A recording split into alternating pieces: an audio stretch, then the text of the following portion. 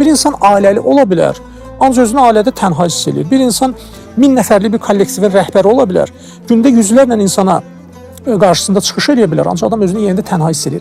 Mən əgər düşünsəm ki, bu qədər ətrafımda adamlar var, mən burada danışıram, bu söhbətim heç kəs üçün marağı yoxdur. Mən onda özümü tənha hiss edəcəm.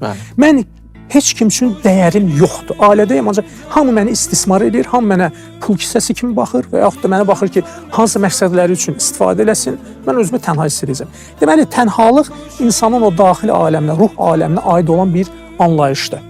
Ancaq biz heç vaxt tək olmuruq. Yəni, çox vaxt yanımda kimsə var.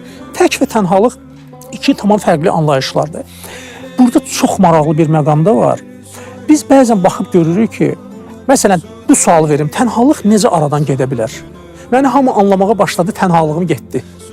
Etdiyim əməllərin qarşılığını gördüm, tənhalığım getdi. Ailədə başladılar məni sevməyə və yaxud da sevdiyim insanı qarşıladım, mənim tənhalığım getdi.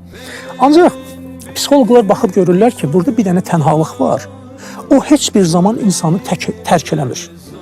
Məsələn, bədii ədəbiyyatda, psixoloji ədəbiyyatda bir növ tənhalıqdan danışıblar ki, o tənhalıq səni sevib-sevməməklə heç bir əlaqəsi yoxdur. Hamı səni sevir, hamı sənə hörmət edir, hər şey yaxşıdır, sən özünü yenə də tənha hiss edirsən.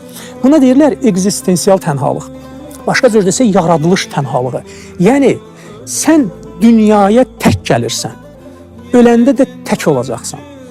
Günahların, savabların da tək sənə aiddir. Seçimi də tək sən edirsən. Dostlar mənə məsləhət verə bilər, ancaq seçim qarşısında qərarı kim verir? Mən tək özüm verirəm. İnsan şuuraltı anlayır ki, nə qədər məni sevsələr də, dostlarım yanımda olsa da, məni dəstək verən milyonlarla insanlar olsa da, yenə də mən həyatım, ölümüm, seçimlərim, həyatımın ən mühüm mövzuları qarşısında təkəm.